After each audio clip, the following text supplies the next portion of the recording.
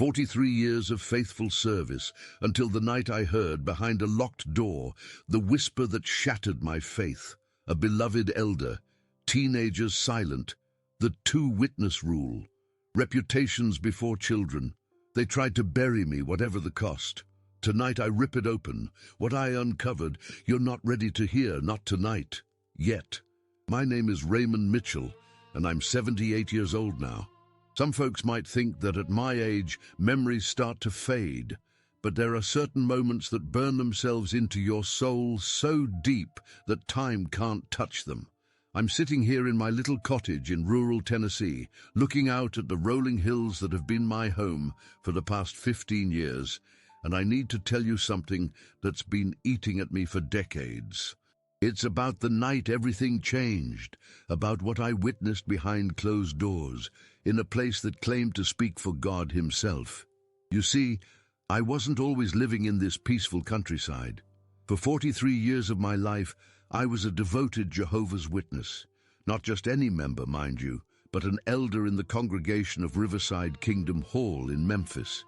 I was one of the men folks looked up to, one who gave the Bible talks, one who made decisions about people's spiritual lives. I wore my best suit every Tuesday and Sunday, carried my leather-bound Bible with pride, and truly believed I was doing God's work on earth. It all started back in 1965, when I was just 23 years old.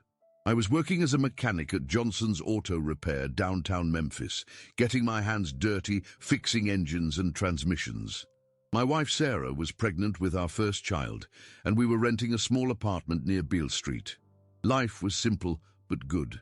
We attended the local Methodist church where Sarah had grown up, but honestly, I never felt much of a spiritual connection there. The sermons seemed empty to me, full of tradition, but lacking something real, something that could answer the deep questions I had about life and death and what comes after. That's when two men in crisp white shirts and dark ties knocked on our apartment door one Saturday morning in June. Brother Thomas Williams and Brother Carl Peterson, they introduced themselves. They had warm smiles and gentle voices, and when they asked if I'd ever wondered why God allows suffering in the world, something inside me perked up. That was exactly the kind of question that kept me awake at night. Sarah invited them in for coffee, and we ended up talking for 3 hours about things I'd never heard explained so clearly before. Brother Thomas was about 40 years old, a tall man with graying temples, and the kind of confidence that comes from absolute certainty. He opened his Bible and showed me verses I'd never really paid attention to in all my years of Methodist Sunday school. "The earth abideth forever," he read from Ecclesiastes, "and the meek shall inherit the earth," from the Psalms. He painted a picture of paradise on earth that was so vivid, so beautiful, that I could almost see it. No more war, no more sickness, no more death. Just perfect humans living forever in a perfect world under God's kingdom. Brother Carl was younger, maybe 30, with kind eyes and a gentle way of explaining complex prophecies. He showed me charts and diagrams about Bible chronology, about how the year 1914 marked the beginning of the last days, about how our generation would see the end of this wicked system of things. Everything made such perfect sense when he laid it out. The wars, the earthquakes, the moral decay of society. It was all foretold in Scripture, and we were living in the final moments before God's kingdom would rule the earth. Sarah was skeptical at first, but even she was moved by their sincerity and knowledge. We started having Bible studies twice a week in our little apartment.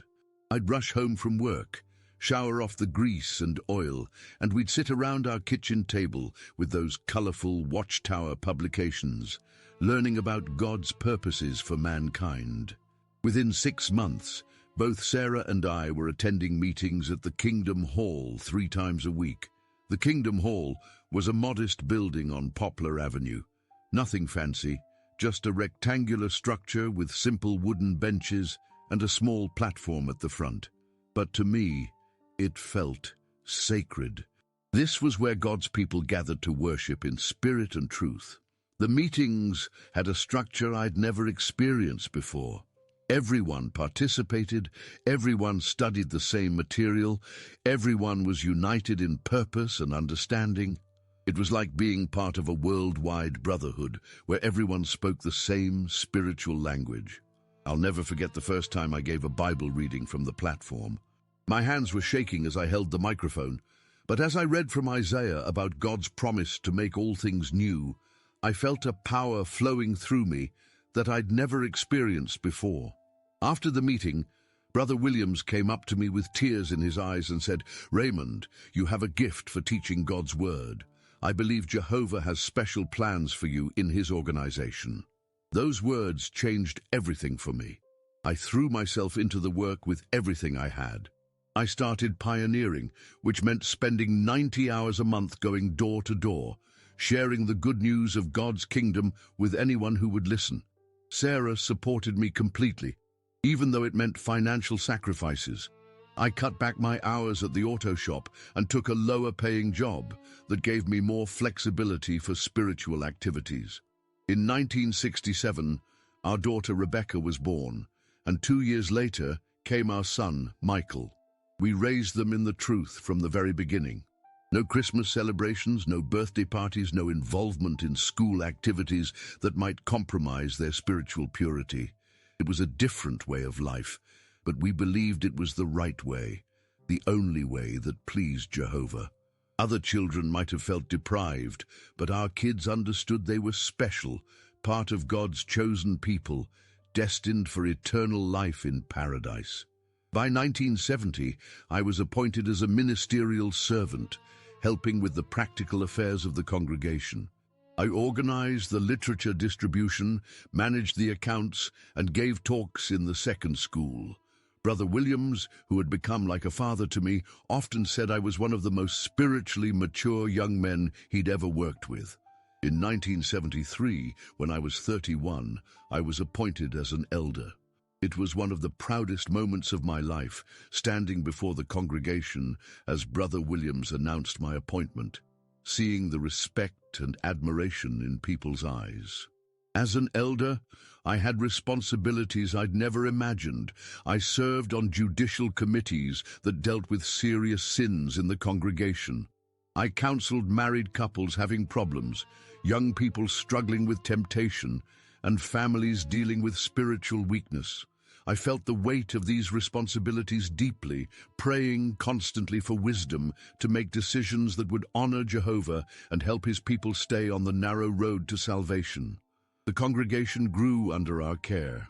We had nearly 200 publishers by the mid-1970s, and our Kingdom Hall was bursting at the seams during meetings. We were known throughout the circuit as one of the most active and spiritually strong congregations in the region. Young people from other congregations would visit us to see how we organized our ministry and maintained such high standards of conduct. But even in those early years as an elder, there were moments that troubled me. Small things that didn't quite fit the picture of the perfect organization I thought I was serving. Like when Brother Davis, a respected elder from a neighboring congregation, was quietly removed from his position after what we were told were health issues. Later, through whispered conversations, I learned he'd been caught mishandling congregation funds. But instead of the matter being handled openly, it was swept under the rug to avoid stumbling the friends. Or the time when Sister Martinez came to me in tears, saying her husband was beating her regularly, but that the other elders had counseled her to be more submissive and to pray harder for Jehovah to change his heart. When I suggested she might need to separate from him for her safety, I was pulled aside by the presiding overseer and reminded that we must always work to preserve marriages, even in difficult circumstances. These incidents bothered me, but I pushed my concerns aside. I told myself that imperfect men sometimes made imperfect decisions, but that Jehovah's organization was still the only source of truth on earth. I increased my personal study, spent more time in prayer, and tried to be the kind of elder who would handle things the right way when difficult situations arose. In 1975, when the organization had strongly suggested that Armageddon was imminent, Sarah and I made the decision to sell our small house and use the money to pioneer full-time in the months before the end. We weren't the only ones. Families throughout our congregation quit jobs, sold property, and devoted themselves entirely to the preaching work. The excitement was electric. We were living in the final moments of this system of things, and we had the privilege of warning people before it was too late. When 1975 came and went without the end arriving, there was confusion and disappointment among many in the congregation. Some left the organization entirely, saying they'd been deceived. But the governing body explained that there had been some over-eagerness on the part of some brothers and that we needed to wait on Jehovah's timing. I accepted this explanation, though it stung to realize we'd given up our home for nothing and now had to start over financially at age 33. The years that followed were in many ways the happiest of my life. Rebecca and Michael grew into fine young witnesses, both getting baptized as teenagers. Rebecca married a ministerial servant from our congregation, and Michael was appointed as a ministerial servant himself by age 22. Sarah and I felt we'd succeeded in raising our children in the way of the truth, and we looked forward to surviving Armageddon as a family and living forever in the paradise earth. I was serving as the presiding overseer by 1980, the head elder responsible for the overall spiritual welfare of our congregation. It was a position I took seriously, spending hours each week preparing for meetings, studying Watchtower publications, and praying for wisdom to shepherd God's flock properly. Other elders looked to me for guidance, and younger men sought me out as a mentor in their spiritual growth. But it was in this position of trust and authority that I would encounter the situation that would eventually destroy everything I believed about the organization I'd devoted my life to serving. It started with a family that transferred into our congregation from Dallas in late 1984. Brother Richard and Sister Diana Foster, along with their 3 teenage daughters. Brother Foster was a well-respected elder who came with glowing recommendations from his previous congregation. He was knowledgeable, articulate, and seemed to have a special gift for working with young people. Within months of arriving, Brother Foster was appointed to serve on our body of elders. He volunteered to coordinate the youth activities and often stayed after meetings to provide special counsel to teenagers who were struggling with various challenges. The parents appreciated his interest in their children, and many commented on how blessed we were to have such a spiritually mature brother in our congregation. Brother Foster seemed like a godsend to our congregation. He had this way of connecting with the teenagers that I'd never seen before. While other elders struggled to relate to the young ones, he spoke their language, understood their challenges, and always seemed to know exactly what to say to encourage them in their spiritual growth. Parents would come up to me after meetings, beaming with gratitude. "Brother Mitchell," they'd say, "Brother Foster has done wonders with our daughter. She's never been more enthusiastic about the truth." Within 6 months of his arrival, Brother Foster had organized a special youth group that met every Saturday morning for what he called advanced Bible study. These sessions were held in the back room of the Kingdom Hall, and they were invitation only for teenagers who showed exceptional spiritual promise. The kids who attended these meetings seemed to glow with special knowledge and maturity. They answered at the regular meetings with insights that impressed all the adults, and their field service reports showed remarkable improvement. I remember feeling a bit envious, if I'm being honest. Here was this new elder accomplishing things with our youth that I'd been struggling with for years. My own son, Michael, who was 19 at the time, wasn't invited to these special sessions, and I found myself wondering what Brother Foster was teaching that was so effective. When I asked him about his methods, he just smiled that warm smile of his and said, "It's all about creating a safe space where they can open up about their real struggles, Brother Mitchell. These young ones need someone they can trust completely." The Foster family themselves seemed like something out of a Watchtower magazine. Sister Diana was quiet and submissive. always perfectly dressed and groomed, with 3 daughters who were models of Christian behavior. The oldest, Jennifer, was 21 and served as a regular pioneer. The middle daughter, Stephanie, was 18 and had already been accepted at Bethel to serve at the headquarters in New York. The youngest, Patricia, was only 16, but gave talks in the theocratic ministry school that left grown men in tears with their spiritual depth. Brother Foster's reputation grew quickly beyond our congregation. Circuit overseers would visit and comment on the remarkable spiritual atmosphere in our Kingdom Hall. We were invited to give demonstrations at circuit assemblies about successful youth work. I found myself appointed to the circuit's Elder Advisory Committee, partly because of the success our congregation was having under Brother Foster's influence. But success in God's organization comes with scrutiny. And it was during one of these circuit visits that I first noticed something that didn't sit right with me. The circuit overseer, Brother Hampton, pulled me aside after a meeting and asked some pointed questions about Brother Foster's work with the young people. "Raymond," he said quietly, "I've been serving in this circuit for 12 years, and I've never seen results like this. Are you absolutely certain that everything is being handled according to organizational guidelines?" I assured him that everything was above board, but his questions planted a tiny seed of doubt in my mind. Why would he be concerned about spiritual success? Weren't these the very results we all prayed for? But Brother Hampton was a wise man with decades of experience, and his caution made me start paying closer attention to things I might have overlooked before. The first thing I noticed was how secretive the special youth sessions had become. Brother Foster had requested that parents not ask their children too many details about what they discussed, explaining that the teenagers needed to feel safe sharing personal struggles without worrying about disappointing their families. This made sense to me at the time.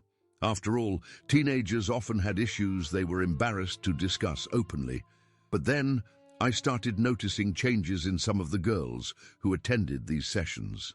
They became withdrawn from their families, more secretive, and sometimes seemed nervous around adults.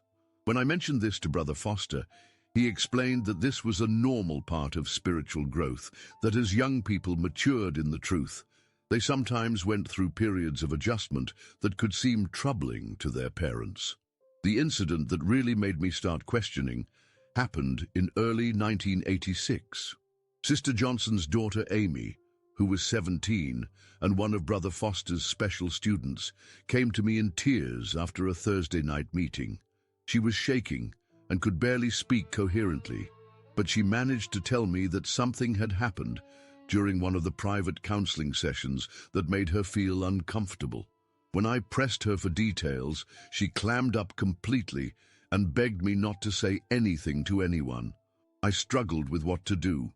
Amy wouldn't give me specifics, and without concrete accusations, I couldn't exactly confront Brother Foster. But something in her demeanor, the fear in her eyes, the way she kept looking over her shoulder, told me this wasn't just teenage drama. I decided to keep a closer watch on the youth activities, finding excuses to drop by the Kingdom Hall during the special sessions. What I observed troubled me deeply. The door to the back room was always locked during these meetings. When I knocked, there would be a long pause before Brother Foster opened it, and he always seemed flustered, like he'd been interrupted in the middle of something important. The teenagers inside looked uncomfortable, avoiding eye contact, and there was a tension in the air that I couldn't explain. I started asking subtle questions of other parents whose children attended these sessions. Most were full of praise for Brother Foster's work, but a few expressed concerns similar to mine. Sister Peterson mentioned that her daughter had become secretive and moody. Brother Thompson said his 16-year-old had asked strange questions about appropriate physical contact between adults and young people. These conversations began to paint a picture that made my stomach turn. The breaking point came in late spring of 1986. I was at the Kingdom Hall late one Saturday evening, preparing for the next day's Watchtower study, when I heard voices coming from the back room.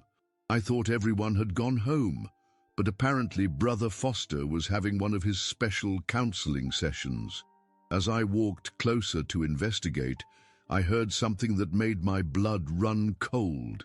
It was the sound of quiet crying, and then Brother Foster's voice saying something about this being our special secret, and how Jehovah blesses those who are obedient to his appointed shepherds. I stood frozen in the hallway, my mind racing. Everything inside me wanted to burst through that door, but I also knew the implications of what I was thinking. This was a respected elder, a man who had brought tremendous growth to our congregation, someone who was viewed as spiritually exemplary throughout the entire circuit. If I was wrong about what I suspected, I could destroy an innocent man's reputation and my own credibility as an elder. But if I was right, then something unspeakably evil was happening in God's house under my watch, and I was partly responsible for allowing it to continue. The weight of that responsibility pressed down on me like a physical force. I quietly left the building that night, but I couldn't leave behind what I'd heard. It followed me home, invaded my dreams, and haunted my every waking moment. That's when I knew I had to make a choice that would change everything. I could continue pretending I hadn't seen the signs, hadn't heard what I'd heard, and go on living the comfortable life of a respected elder in God's organization. Or I could dig deeper, ask the hard questions, and risk discovering a truth that might destroy everything I'd built my life upon. I chose to dig deeper, and that decision set in motion a chain of events that would cost me my family, my friends, my reputation, and everything I thought I knew about serving God. But it would also reveal to me what real courage looks like, and what it truly means to protect the innocent, even when it costs you everything you hold dear. Looking back now, I can see that this was the moment my real spiritual education began. Not the education I got from Watchtower publications or theocratic ministry school, but the education that comes from wrestling with your conscience in the dark hours of the night, when you realize that doing what's right might mean losing everything that feels safe and familiar. This is my story, and I'm sharing it because there are others out there who might be facing the same impossible choice I faced. You know, sometimes I wonder how many of you watching this have felt that knot in your stomach when something just doesn't feel right, but you've pushed it down because questioning seems more frightening than staying silent. If that's you, please know that you're not alone in this struggle. Your courage to listen to these difficult truths, to sit with me for a few minutes in this uncomfortable space, that means more to me than you could ever know. I see you there, maybe in your kitchen making coffee or sitting in your favorite chair after a long day, and I want you to understand that sharing this burden with you makes it lighter for me to carry. Don't go anywhere just yet. There's so much more I need to tell you, and I promise that if you stay with me through this darkness, there's light waiting on the other side. The investigation I decided to conduct had to be subtle. I couldn't just march up to Brother Foster and demand answers based on vague suspicions and overheard whispers. As a fellow elder, I needed concrete evidence before making any accusations that could destroy a man's reputation and potentially stumble the entire congregation. So I began what I told myself was careful shepherding, but what really amounted to detective work that kept me awake most nights. I started by reviewing our congregation's records more carefully. As presiding overseer, I had access to all the files, including confidential notes about judicial matters and pastoral visits. What I found disturbed me more than I expected. Over the past 18 months since Brother Foster's arrival, there had been an unusual number of what we called shepherding visits with young sisters in the congregation. These were documented as routine spiritual encouragement, but the frequency was unprecedented. The pattern was always the same. Brother Foster would identify a teenage girl who was supposedly struggling with some aspect of Christian living, maybe showing signs of worldly influence or questioning some teaching. He would arrange private counseling sessions, always with the parents' permission and gratitude, to provide intensive spiritual guidance. These sessions were held either in the back room of the Kingdom Hall or sometimes at the foster family home when Sister Diana was conveniently away visiting relatives. What struck me as odd was how these counseling sessions seemed to follow a specific profile. Brother Foster was particularly drawn to helping girls from single-parent households or families where the fathers worked long hours and weren't heavily involved in congregation activities. He had a talent for identifying vulnerable young sisters who were hungry for spiritual attention and guidance from a strong male figure. I decided to speak directly with some of these girls, but approaching teenage members about sensitive matters required delicacy. I started with casual conversations after meetings, asking general questions about how they were enjoying their spiritual progress and whether they felt well supported by the elder body. Most responses were positive, but I began to notice something troubling in their body language and tone. Sarah noticed my preoccupation and asked what was bothering me. I couldn't tell her my specific concerns without evidence, but I did mention that I was monitoring some pastoral situations that required careful attention. She suggested I pray more about the matter and trust in Jehovah's guidance, which was exactly the kind of spiritual counsel I would have given to someone else in my position. But prayer wasn't bringing me the peace I needed. If anything, my concerns were growing stronger. The breakthrough came in March of 1986. Sister Anderson, whose 16-year-old daughter Lisa had been receiving special spiritual help from Brother Foster, approached me after the Thursday night meeting. She seemed nervous and kept looking around to make sure we weren't being overheard. "Brother Mitchell," she whispered, "I need to speak with you privately about something very sensitive." We arranged to meet at my home the following evening. Sister Anderson arrived looking haggard and frightened, nothing like the confident woman I'd known for years. She sat across from me and Sarah at our kitchen table, wringing her hands and struggling to find words. Finally, she spoke in a voice barely above a whisper. "It's about Lisa and her counseling sessions with Brother Foster. She's been acting strange lately, withdrawn and frightful. Last night she broke down and told me things that I can't get out of my head." Tredun. What Sister Anderson told us that evening shattered my understanding of what had been happening in our congregation. According to Lisa, Brother Foster's counseling sessions had gradually become inappropriate. It started with discussions about sexual purity and the importance of remaining chaste until marriage. Then came questions about her personal experiences and feelings that became increasingly invasive.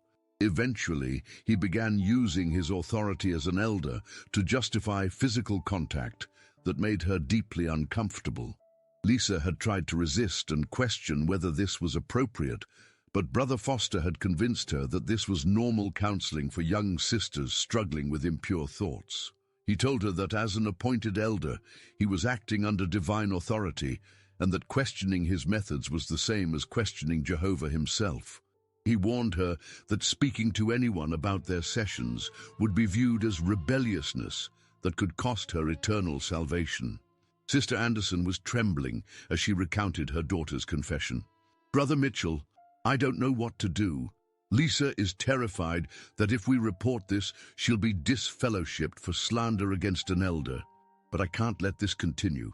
I need your help, but I'm also scared of what will happen to our family if we're wrong somehow." Sir, the weight of responsibility crashed down on me like a collapsing building. Here was concrete evidence of what I'd suspected, but it was also the moment I realized that handling this situation properly would require me to challenge the very structure of authority I'd devoted my life to serving. Brother Foster wasn't just any member of the congregation. He was a respected elder with connections throughout the circuit. Any accusation against him would send shockwaves through multiple congregations and potentially reach all the way to the branch office. I told Sister Anderson that I needed time to consider how to handle this matter according to scriptural principles, but privately I was already planning my next steps. The organization had clear procedures for dealing with accusations against elders, and I was determined to follow them exactly.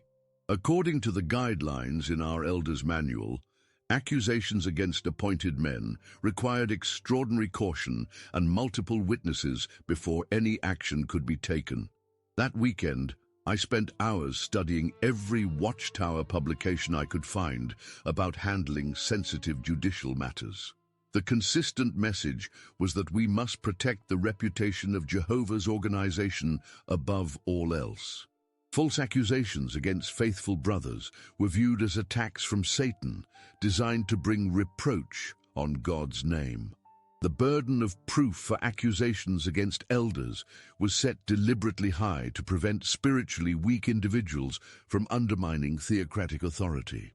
But as I studied these guidelines, I kept thinking about Lisa Anderson's tear-stained face as her mother recounted her trauma. Were we protecting God's reputation, or were we protecting human institutions at the expense of innocent children? The question gnawed at me, but I pushed it aside. I had to trust that the organization's procedures, developed through decades of experience and supposedly guided by Holy Spirit, would ensure that justice was done while maintaining proper spiritual order. On Monday evening, I called an emergency meeting with my fellow elders. Brother Foster was traveling to a circuit assembly that weekend, so it would just be myself, Brother Williams, and Brother Clark, our secretary. I told them we needed to discuss a serious matter that had come to my attention, but I didn't provide details over the phone. The gravity in my voice was enough to ensure they'd both be there. We met at Brother Williams's house, the same place where I'd first been counseled about accepting additional responsibilities in the congregation years earlier.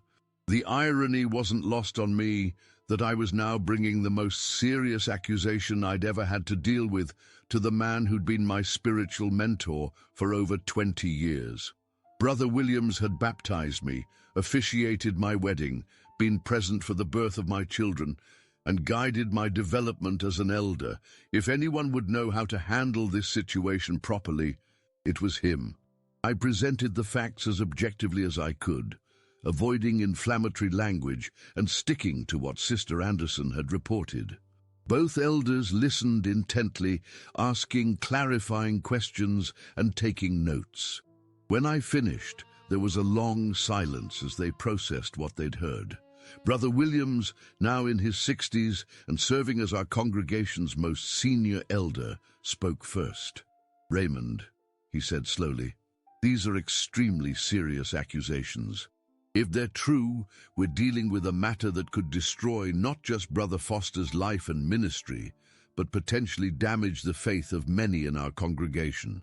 We need to be absolutely certain we handle this according to Jehovah's standards, not human emotions."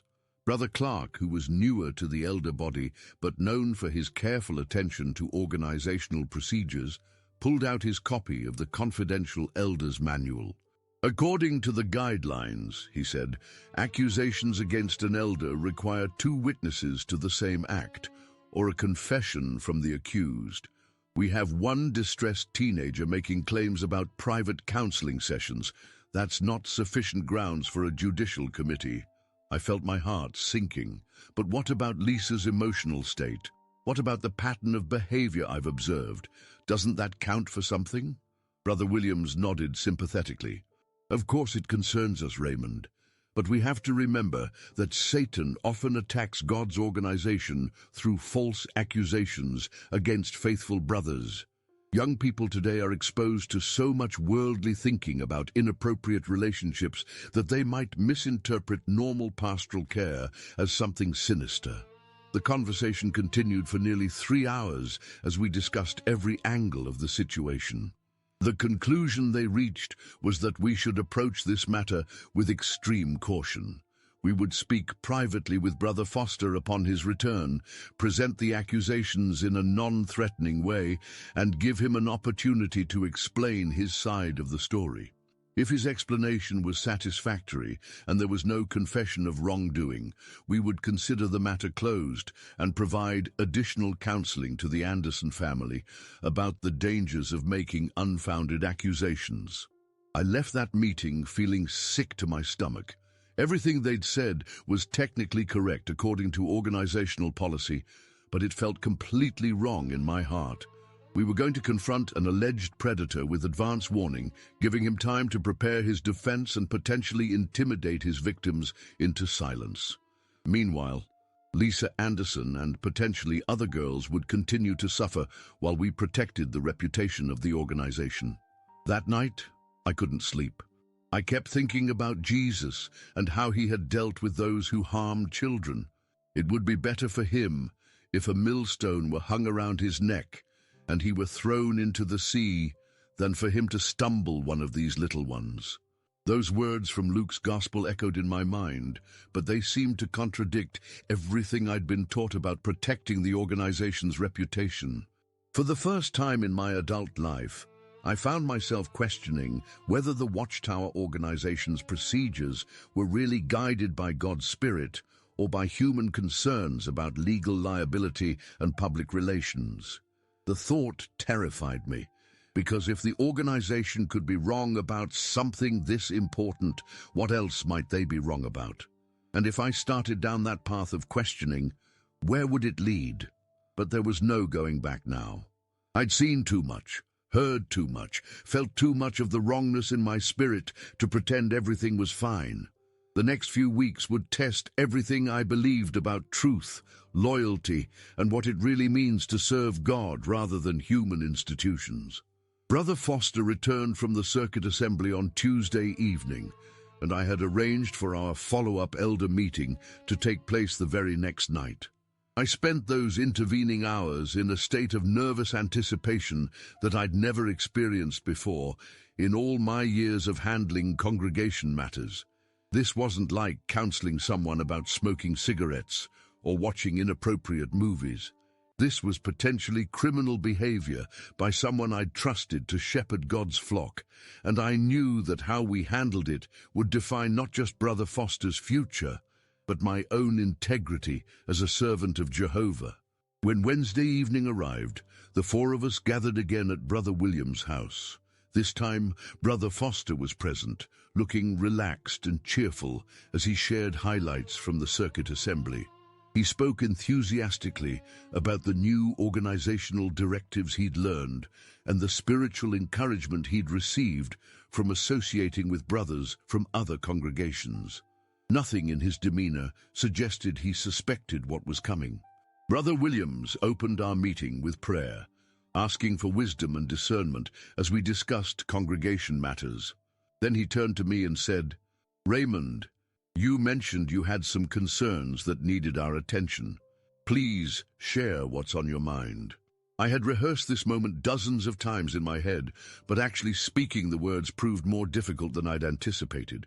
"Brothers," I began, my voice slightly unsteady, "I've received some troubling information about counseling sessions that have been conducted with some of our younger sisters.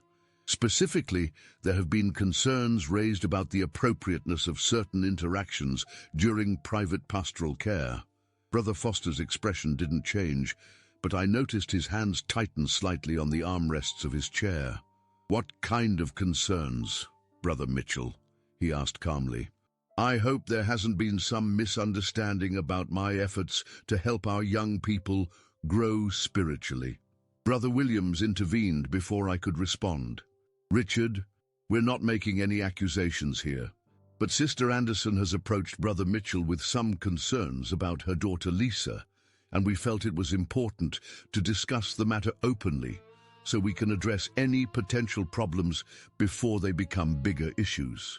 I proceeded to outline what Sister Anderson had told me, being careful to present it as reported concerns rather than established facts.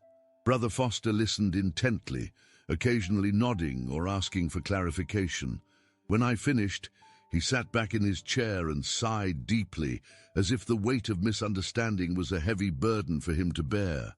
"Brothers," he said, his voice heavy with what seemed like genuine sadness, "I'm heartbroken that my efforts to help these young sisters have been misinterpreted in this way. Lisa Anderson has been struggling with some very personal issues related to moral purity, and I've been trying to provide the kind of mature spiritual guidance that her family situation doesn't allow for at home." He went on to explain that Lisa's single mother worked 2 jobs and wasn't available to provide the intensive biblical counseling that a teenager with serious spiritual questions required. He'd taken it upon himself to fill that gap using counseling techniques he'd learned during his years of elder training in Dallas. Sometimes this required discussing sensitive topics that might make an immature young person uncomfortable, but it was necessary for their spiritual development. "I've been dealing with young people's spiritual problems for over 15 years, Brother Foster continued. Sometimes they misinterpret the intensity of biblical counseling as something inappropriate, especially when we have to address issues they're embarrassed about. I thought I was helping Lisa overcome some serious spiritual obstacles, but clearly I need to adjust my approach if it's causing confusion." Brother Clark nodded approvingly. "That makes complete sense, Richard.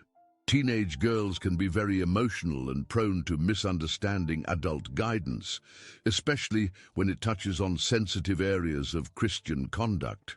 But something in Brother Foster's explanation didn't ring true to me. The way he described Lisa as having serious spiritual obstacles didn't match what I knew about her character. She was one of our most exemplary young people, never showing signs of moral problems or spiritual weakness. If anything, she'd become more withdrawn and troubled only after beginning her counseling sessions with Brother Foster. "Richard," I said, trying to keep my voice neutral, "could you help me understand what specific spiritual problems Lisa was dealing with? As presiding overseer, I like to be aware of serious issues affecting our young people, and I wasn't aware that she was struggling in any particular area." Brother Foster's expression tightened almost imperceptibly. "Well, Raymond, as I'm sure you understand, some counseling matters are confidential between the elder providing guidance and the individual receiving it.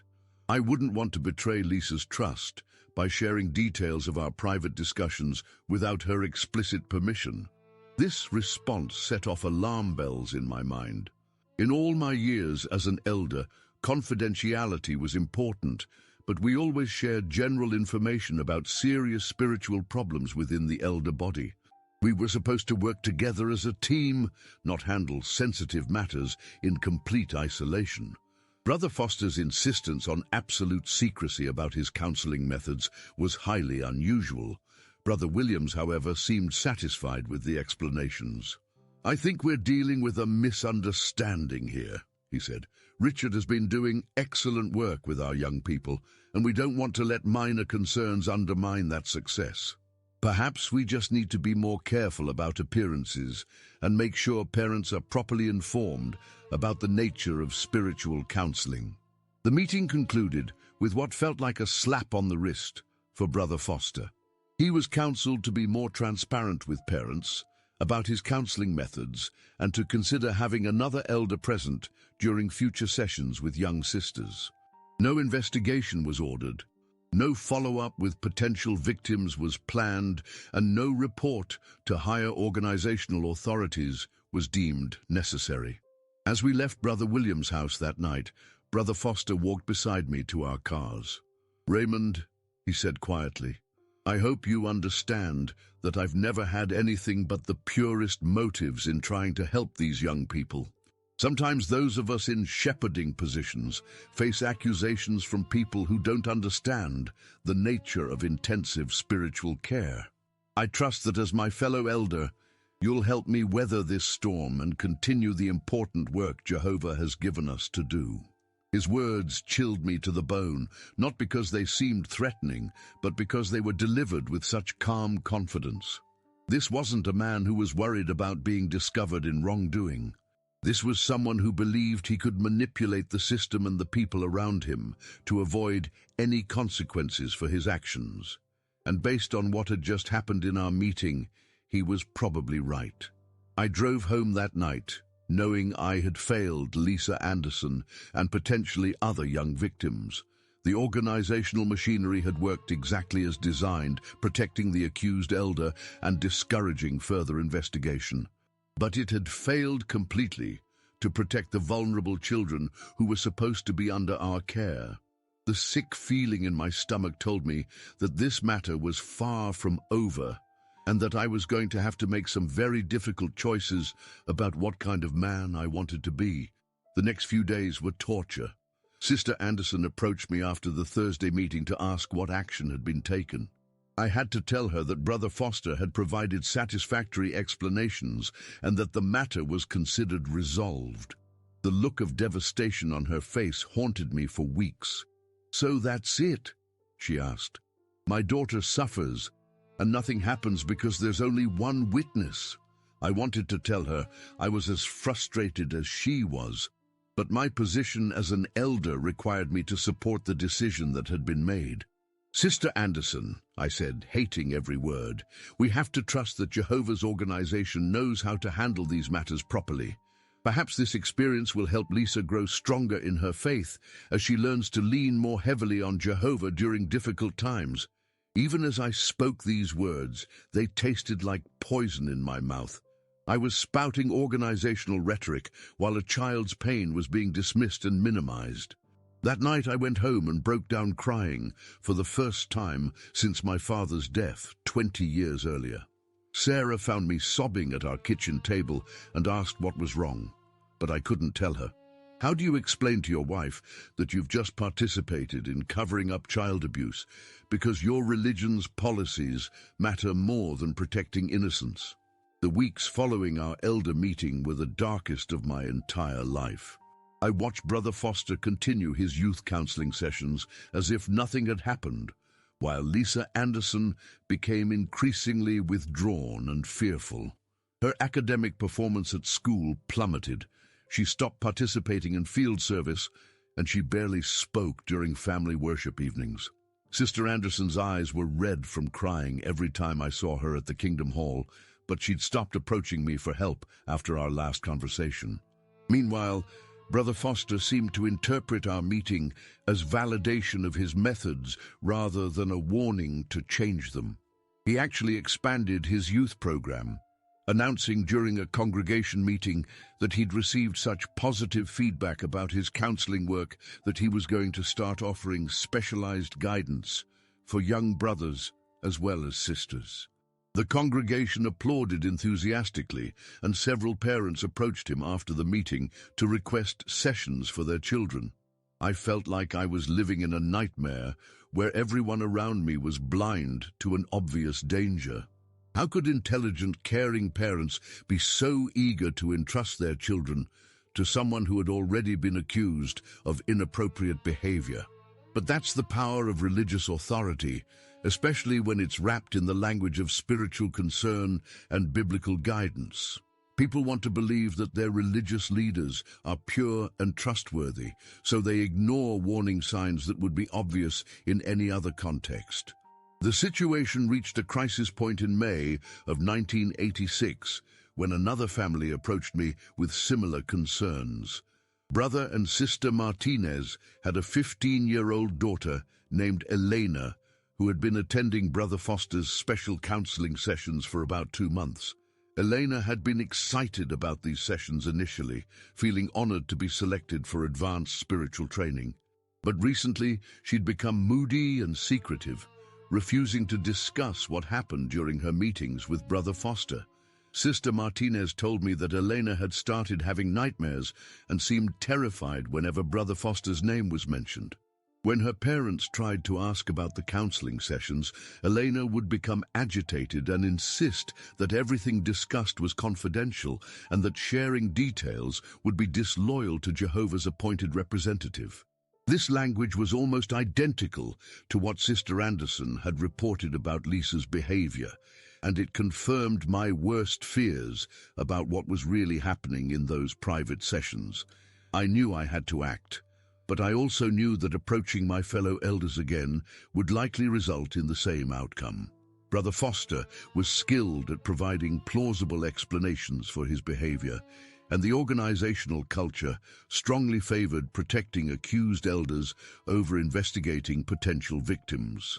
If I was going to make any real progress in stopping what I believed was ongoing abuse, I would need to find a different approach. That's when I made the decision that would ultimately cost me everything I'd built over 4 decades of faithful service to the organization. I decided to speak directly with the victims themselves to gather enough detailed information that even the most reluctant elder body would be forced to take action. I knew this was highly irregular and potentially viewed as undermining proper theocratic authority, but I couldn't stand by and watch more children suffer while following procedures that seemed designed to protect perpetrators rather than victims. I started by having a private conversation with Lisa Anderson. I asked her mother to arrange a meeting where we could discuss her spiritual concerns in a safe environment.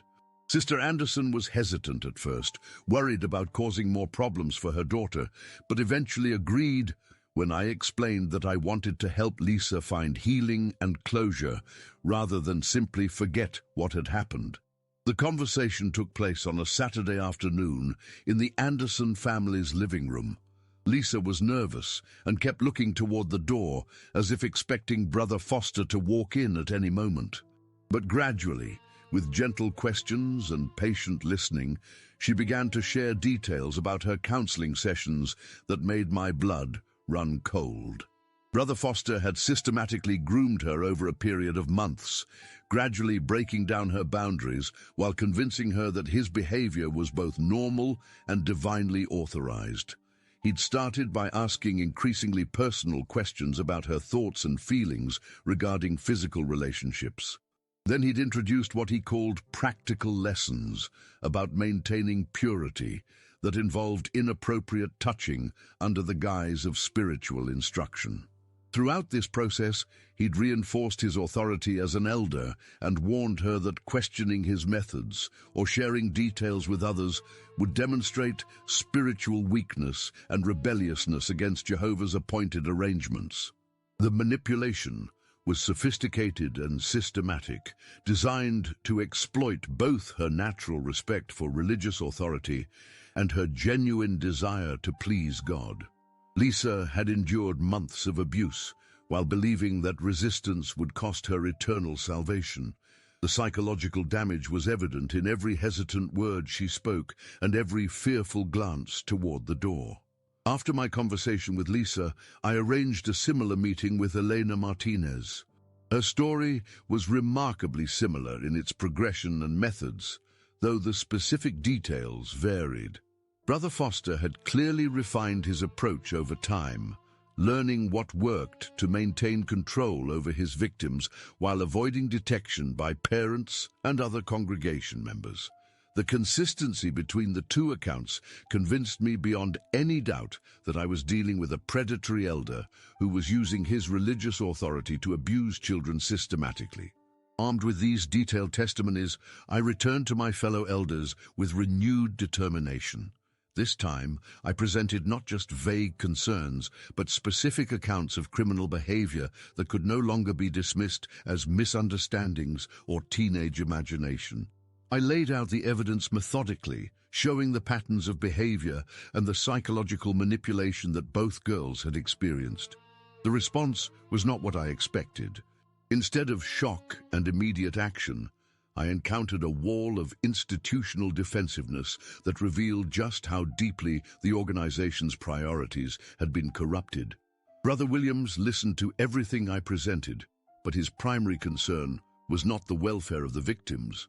It was the potential damage to the congregation's reputation and the legal liability that could result from acknowledging that abuse had occurred under our watch. "Raymond," he said gravely, "even if these allegations have some foundation, we need to consider the bigger picture here. If word of this gets out, it won't just destroy Richard's life and ministry. It will stumble many faithful brothers and sisters who look up to him. It could damage the congregation's standing in the circuit and bring reproach on Jehovah's name in the community." Brother Clark was even more direct in his opposition to taking action. "The organization has clear policies about handling these matters," he insisted. "We follow the two-witness rule strictly, and we don't report to secular authorities unless required by law. If we start making exceptions based on emotional testimony from troubled teenagers, will open floodgates that could destroy the stability of the entire congregation. The meeting that followed was the most heated discussion I'd ever been part of as an elder. For 3 hours, we debated scriptural principles, organizational policies, and moral obligations. Brother Foster maintained his innocence throughout, expressing hurt that his sincere efforts to help young people were being mischaracterized. He suggested that both girls were struggling with emotional problems that were causing them to fantasize about inappropriate interactions, and he offered to end his youth counseling work if that would reduce concerns. But I knew that simply stopping the counseling sessions wouldn't be enough. The damage had already been done to Lisa and Eleanor, and other victims might exist that we didn't know about yet. More importantly, allowing Brother Foster to remain in his position of authority without consequences would send a clear message to potential future victims that reporting abuse would accomplish nothing except bringing more pain upon themselves. That's when I made the statement that would mark the beginning of the end of my life as a Jehovah's Witness. Looking directly at Brother Foster, I said, "Richard, I don't believe your explanations. I think you've been systematically abusing young girls in this congregation, and I think the evidence is strong enough that we should report this matter to the police and remove you from your position immediately." The silence that followed my words was deafening. Brother Williams looked like I'd struck him physically. Brother Clark dropped his pen and stared at me in shock, and Brother Foster's mask finally slipped just enough for me to see the cold calculation behind his concerned expression. "Raymond," Brother Williams said slowly, "you're making a very serious accusation against a faithful servant of Jehovah. Are you absolutely certain you want to go down this path?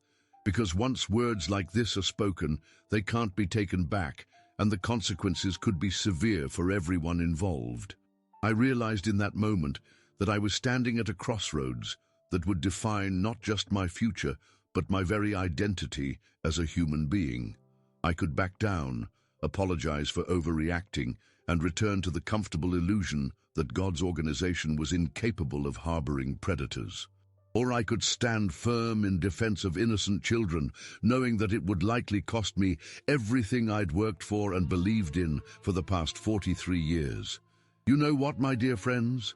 Writing these memories down, reliving these moments, it's harder than I thought it would be.